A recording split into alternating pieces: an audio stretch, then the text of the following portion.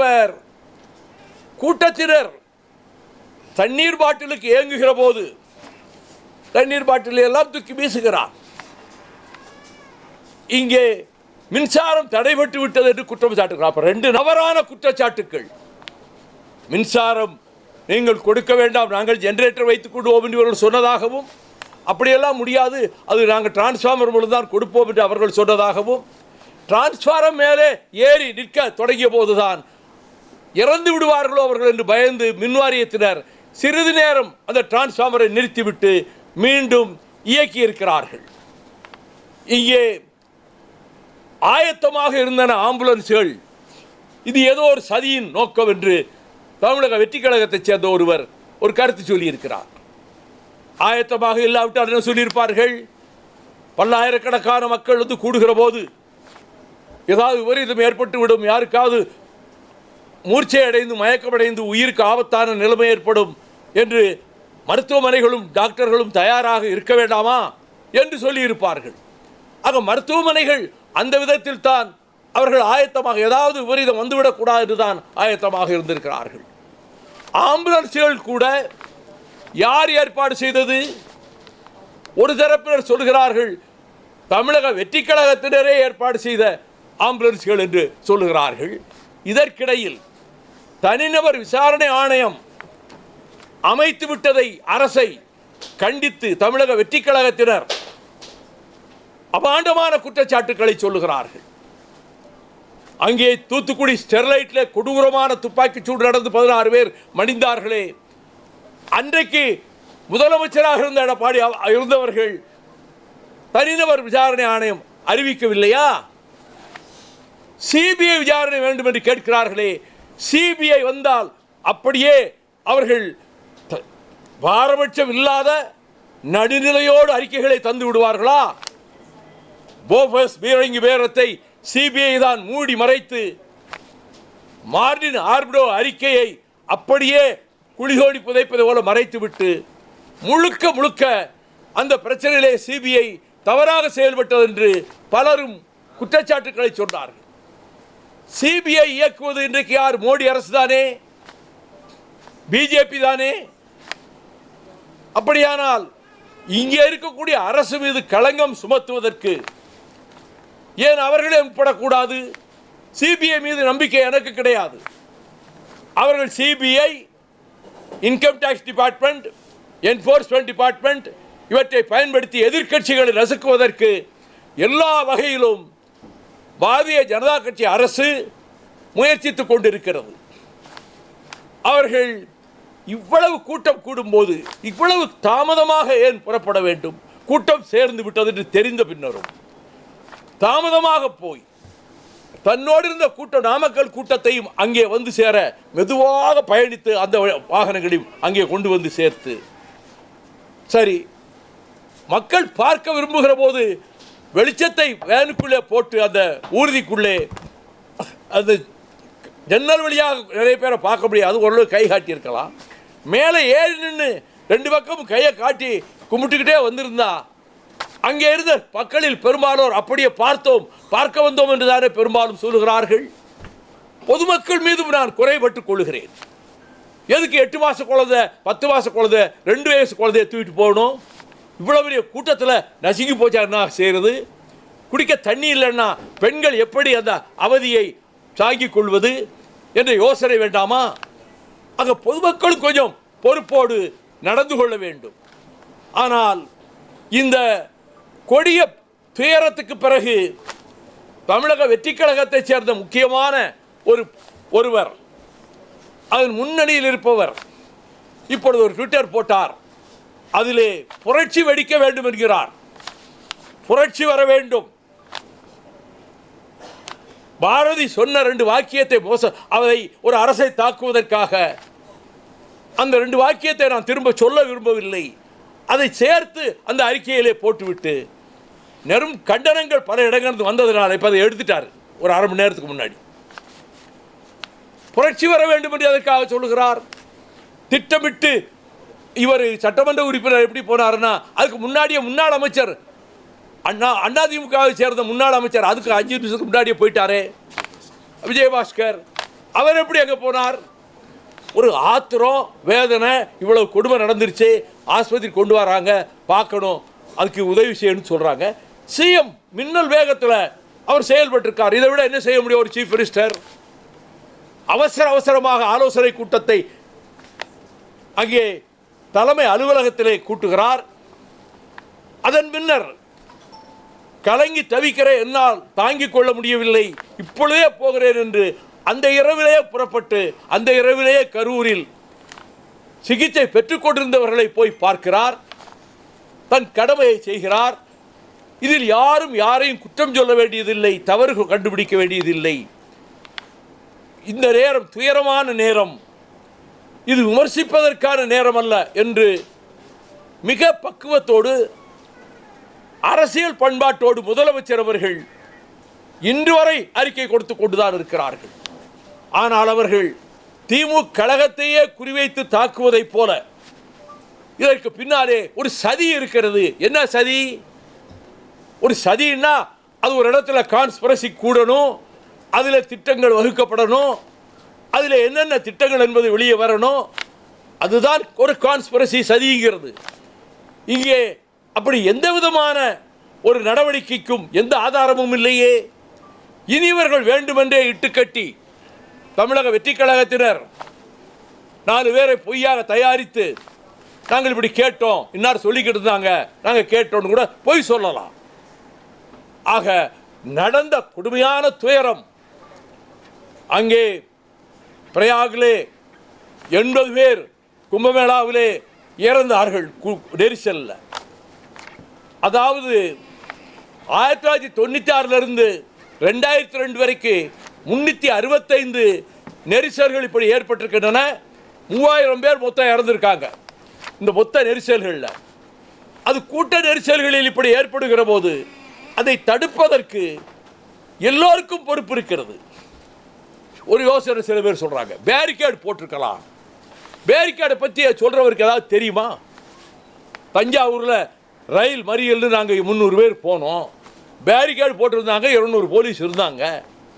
நாங்கள் போகிறதுன்னு முடிவெடுத்த பிறகு பேரிகேடை உடைச்சி தள்ளிட்டு கால் கூட ஒருத்தருக்கு முடிஞ்சு போச்சு.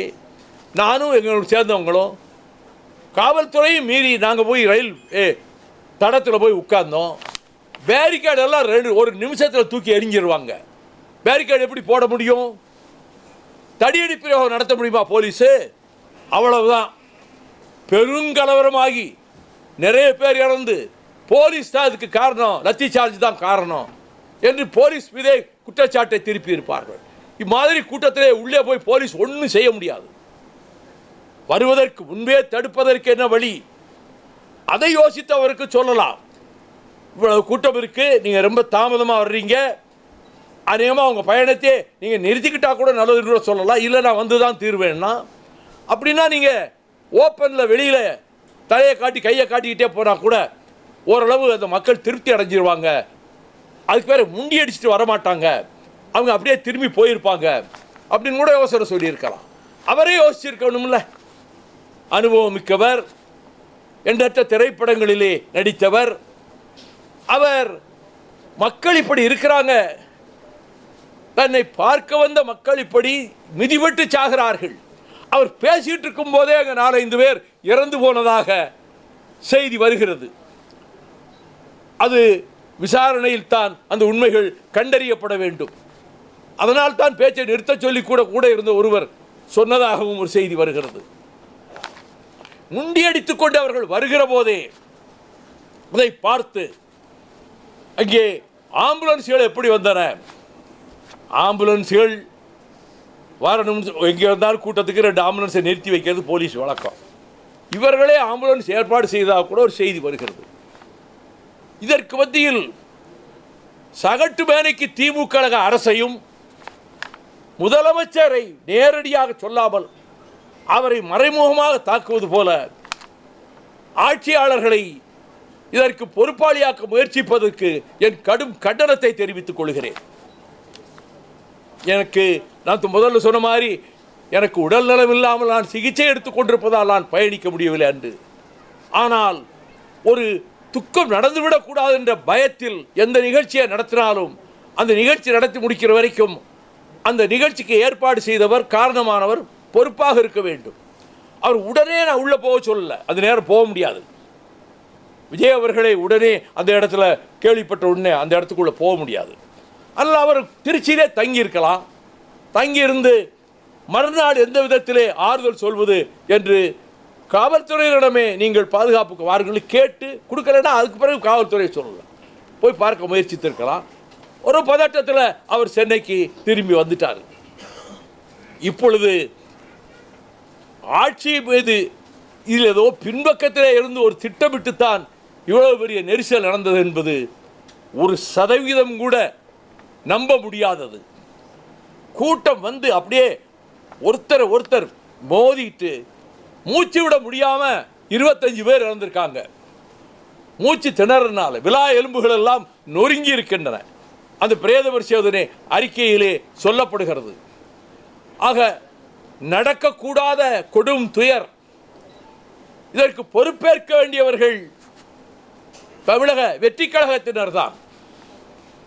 அவர்கள் கட்டமைப்போடு கட்சியிலே அதற்கான ஏற்பாடுகளை ஆட்களை செய்து நிறுத்தி கூட்டம் அலைமோதுகிற போது அதுக்கு விபரீதம் ஏற்பட விடாமல் தடுப்பதற்கு அவர்களுக்கும் பொறுப்பு இருக்கிறது.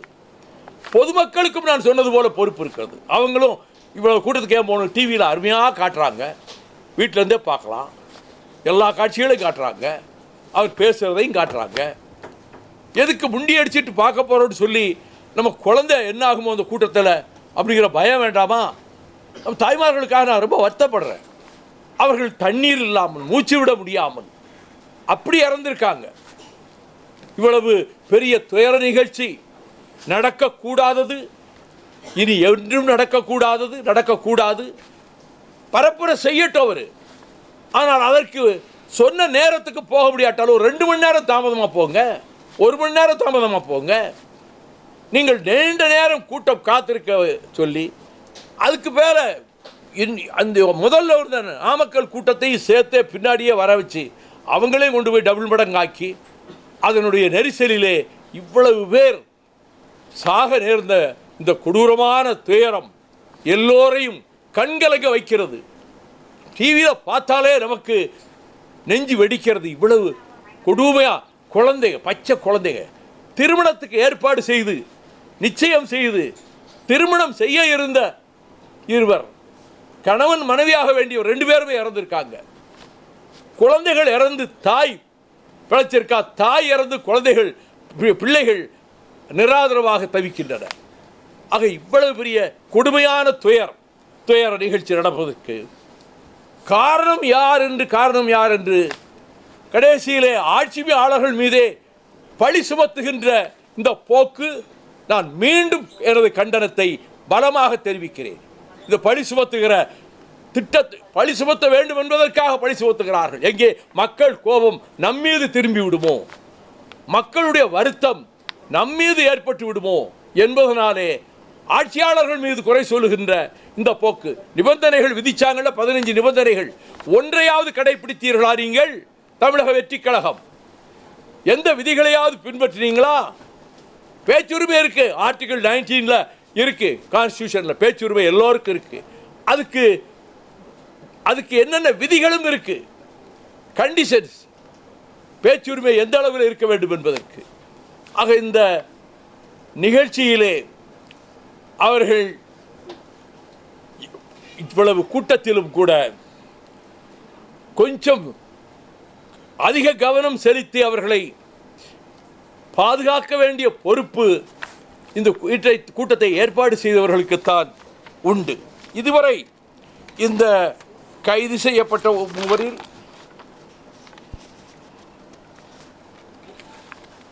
அவர் வருத்தம் தெரிவிக்கலை அப்படிங்கிறது அவர் மனசில் வருத்தம். அவர் சொல்கிறார், நிலை குலைந்து போயிருக்கிறேன், எனக்கு நெஞ்சு பதட்டமாக இருக்குது, எனக்கு கொஞ்சம் கூட மனதில் அமைதியே இல்லை. அது உண்மைதான், தாங்க முடியாது தான். இவ்வளோ பேர் இறந்துட்டாங்கும்போது எப்படி தாங்க முடியும்? அதுவும் அவர் போன நிகழ்ச்சியில் இப்படி நடந்ததுனால. ஆனால் அவரை பொறுத்த மட்டில் அவர் போய் பார்க்கணும்னு நினச்சா காவல்துறை அதுக்குரிய பாதுகாப்பு ஏற்பாடு பண்ணி கொடுத்து பார்க்கறதுக்கு அனுமதிங்க. துக்கப்பட்ட வீடுகளுக்கு, துயரப்பட்ட வீடுகளுக்கு போகணும்னு அவர் நினைக்கிறாரு, மருத்துவமனைக்கு போய் பார்க்கணும்னு நினைக்கிறாருன்னா அனுமதிப்பாங்க, அனுமதிக்கத்தான் வேண்டும். அது ஒரு அதில் இன்னொரு கூட்டம் வந்துடாது. அதையெல்லாம் கவனமாக இருந்து அவங்களே தமிழக வெற்றி கழகத்தினரே அதுக்கு ஏற்பட்ட ஒரு தொண்டற்படையை வெறும் பவுன்சர்ஸை போட்டு வச்சு நின்று பண்ண முடியாது. 10-15 பவுன்சர்ஸு ஆட்களை தூக்கி எறிகிறதுக்கு பவுன்சர்ஸு அவங்க மட்டும் வச்சுக்கிட்டு இந்த சுற்றுப்பயணம்னா நடத்த முடியாது. அதுக்குரிய கட்டுக்கோப்பாக அதுக்கு ஒரு வாலண்டியர் ஃபோர்ஸ் ரெடி பண்ணி 10 நாள் பயிற்சி கொடுத்தா போதுமே. வாலண்டியர் ஃபோர்ஸுக்கு நிறைய இளைஞர்கள் அவர் பின்னாடி இருக்காங்கல்ல, அவங்கள தேர்ந்தெடுத்து அதுக்கு பயிற்சி கொடுத்து கூட்டத்தை ஒழுங்கு செய்வதற்கான வேலையெல்லாம் நிகழ்ச்சியை ஏற்பாடு செய்தவர்கள் தானே செய்ய வேண்டும். இந்த வேலாயுதபுரத்தை முதல்ல நாங்கள் வேறு இடம் கேட்டோங்கிறாங்க, இது பிறகு ஒத்துக்கிட்டீங்க. அந்த இடத்துல தானே முன்னாள் முதலமைச்சருடைய பரப்புரை நடந்தது, அங்கே நடந்திருக்கு. 30 விழாவை பற்றி சொல்கிறார். 30 பேர் விழாவா? இந்த கேலியெல்லாம் எதுக்கு? நீங்கள் பொது வாழ்க்கைக்கு வர்றீங்கன்னா வாங்க, வரவேற்கிறோம். அவர் வருவதை என்னை பொறுத்த மட்டும் நான் சொல்லுவேன், யாராக இருந்தாலும் பொது வாழ்க்கைக்கு வரலாம், எந்த துறையிலே இருந்தாலும், சினிமா துறையிலே இருந்தாலும். ஆனால் பொதுமக்களுடைய பாதுகாப்பை முதல் கடமையாக கருதித்தான் ஒரு காரியத்திலே இறங்க வேண்டும். அந்த கவலையும் பயமும் இருக்க வேண்டும். என்ன ஆகுமோ, அவ்வளோ கூட்டம் இருக்குங்களே, எப்படி ஆகுமோ, நெரிசலில் செத்துருவாங்களோ, என்னமோ விபரீதம் ஏற்பட்டுருமோ அங்கிற பயம் வேணுமில்ல. அந்த பயம் இருந்தால் தான் நான் சொல்கிற மாதிரி அந்த முறையில் வந்திருந்தா அவ்வளோ கூட்டம் மோதாதே. அந்த வாகனமே ஒரு வண்டி ஒரு ரோட்டில் போய் திரும்ப முடியாது. அது 60-70 அடி நீளத்துக்கு இருக்குது. அப்படி ஒரு வாகனம் இது வரைக்கும் தமிழ்நாட்டில் யாரும் பிரச்சார பயணத்துக்கு ஏற்பாடு பண்ணது கிடையாது. இது ஸ்பெஷல். அவ்வளவு உள்ளுக்குள்ளேயே ஒரு வீடு மாதிரி எல்லாம் இருப்பதற்குரிய ஏற்பாடு அது செய்ய வேண்டியதுதான்.